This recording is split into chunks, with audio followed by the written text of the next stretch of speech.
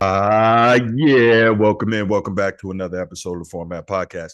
Back in my normal studio. If you saw the last episode that we did, I had to be away from home a little bit, but I definitely wanted to make sure that I recorded an episode talking about that college football playoff. But you can check that out on the channel. Anyway, got a pretty interesting show for you here today, and going to talk about yet another LeBron James head coach who may lose his job. And common denominator, interesting concept. You don't have to be a mathematician to get what I'm talking about. But before we get to that, you know what time it is. If you're here on YouTube already and you haven't, please go ahead, click that subscribe, that like, and that notification bell. Make sure you're made aware anytime we drop new content on the channel.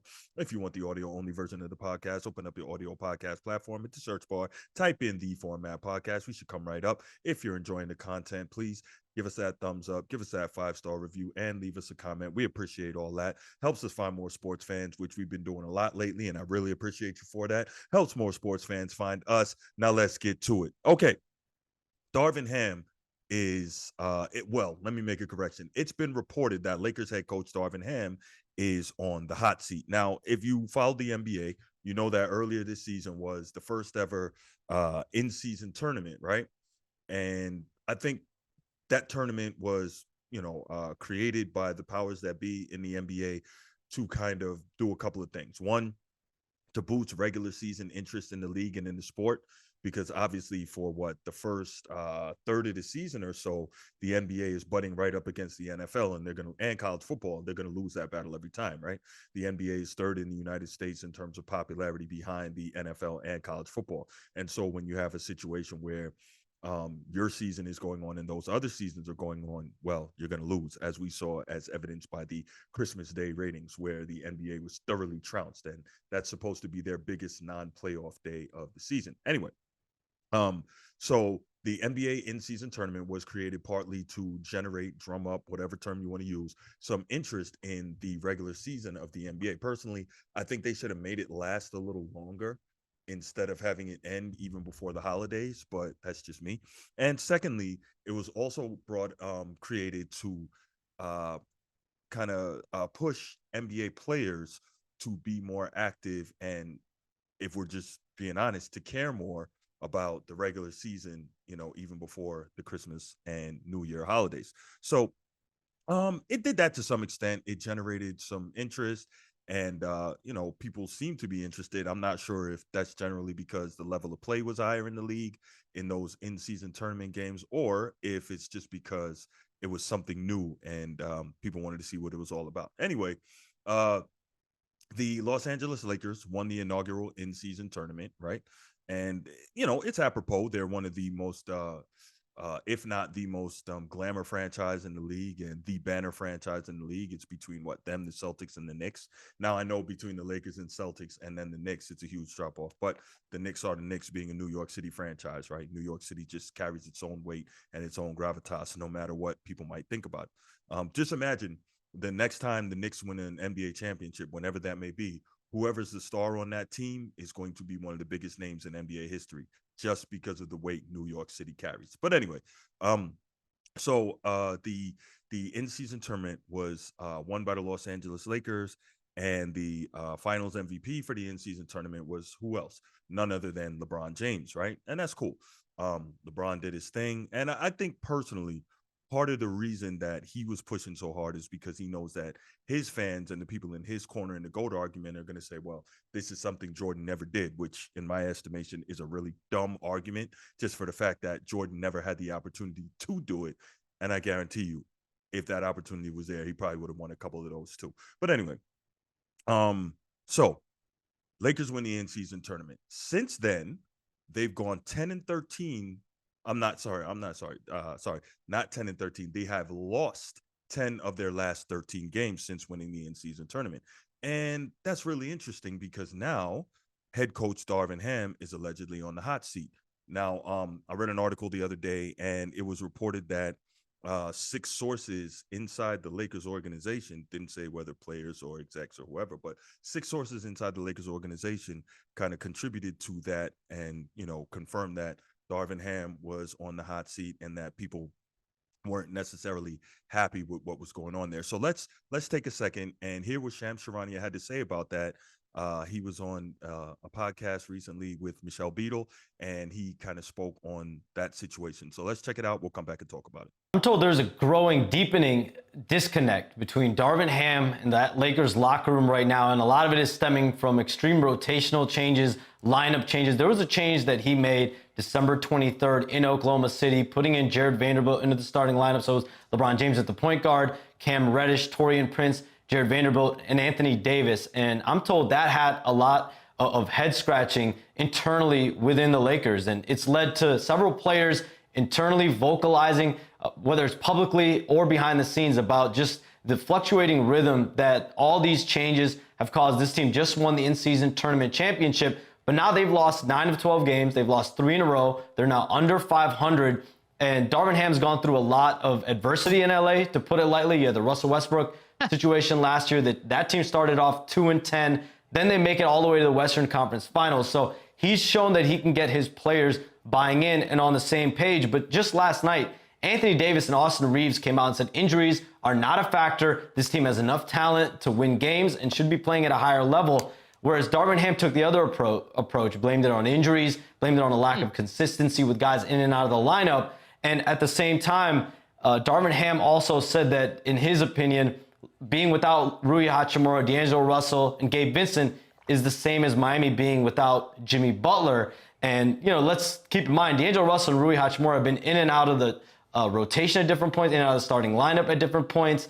And so it's for players right now, there's a lot of head scratching going on based on Darvin Ham's adjustments. He's tried 10 different lineups already this season. And right now, with LeBron James being at 39 years old, Anthony Davis playing at the level he's playing, patience clearly seems to be running thin in LA.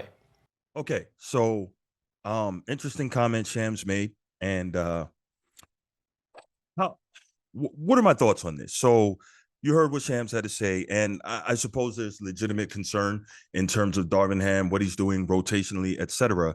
And so there's kind of, I guess, there's a couple of sides to it, as there are a couple of sides to every story. Darvin Ham came out and said that, he feels like a big part of it is, an inability to get the rotations standardized in terms of regularity because of a lot of the injuries that they faced.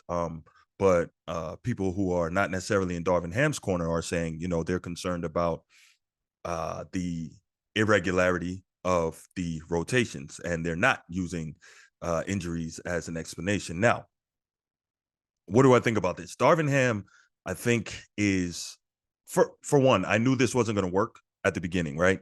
Because he's a rookie head coach. This is a situation where he's kind of earned his stripes in the league as a gritty, defensive-oriented type player, super athletic, but gritty and defensive-oriented. And that was the type of coaching that he was under in Milwaukee, and that's the type of mindset that he has. And so I was looking at this, and I was saying, when he got the Laker job, and this was a job that he had to take, right? Because if you get an opportunity to coach the Los Angeles Lakers, you got to take it, even if you know that you're probably not long for it. And it was my estimation that immediately, with LeBron James being the star of that team, that he would not last too long as the head coach of the team.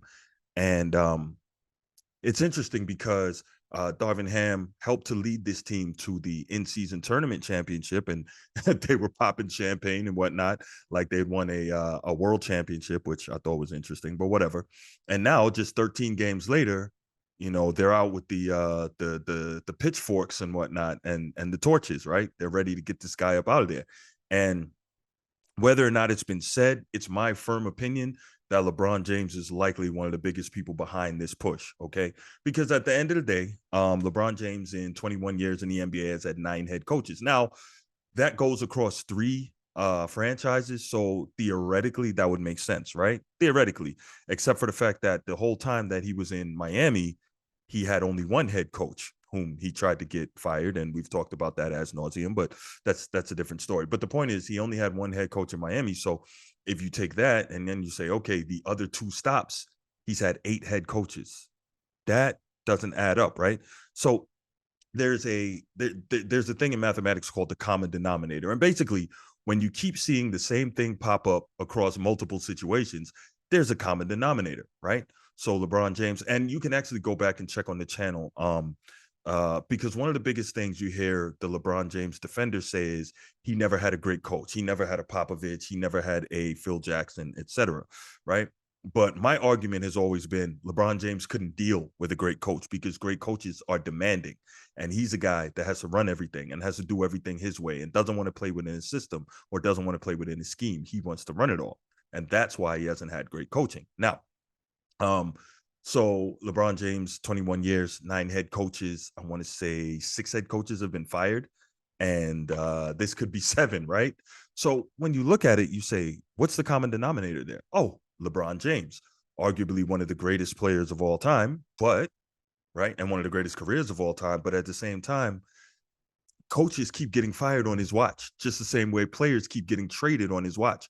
Common denominator. And again, quick side note, if he is what so many of you say he is, he's the greatest of all time, this, that, and the third. He's the GOAT. Jordan can't touch him. Kobe can't touch him. Nobody can touch him. This, that, the third, all-time leading scorer, number 4 on the assist list, and top 10 in rebounds. I get all that. Incredible career. True indeed. But 2 things can be true. 2 things can be true. You did all that. You've had one of the greatest careers ever. No question. But you keep getting players traded and you keep getting coaches fired. Something doesn't add up there for what you're trying to tell us you are, right? But anyway, Darvin Ham, he may well be the next coach fired. And it's crazy because it's a short it's a short bad streak, right? So 13 games, 10 losses. But this is the same team that started badly last season and ended up in the Western Conference Finals, right? This is the same team that just won the inaugural, as I mentioned, in-season tournament in the NBA, right? Was Darvin Ham not the coach for all of that? What's going on here? So here's another thing. They keep talking about, well, LeBron James at 39 years old, he deserves better than this. Well, it's so funny that regardless of Lakers winning, Lakers losing, LeBron James always seems to get his numbers, right?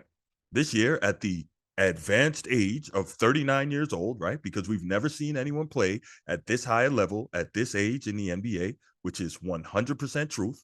No question about it. But again, 2 things can be true. He's still averaging 25 points, 7.3 rebounds, and 7.4 assists per game on 52% field goals and 39% from 3.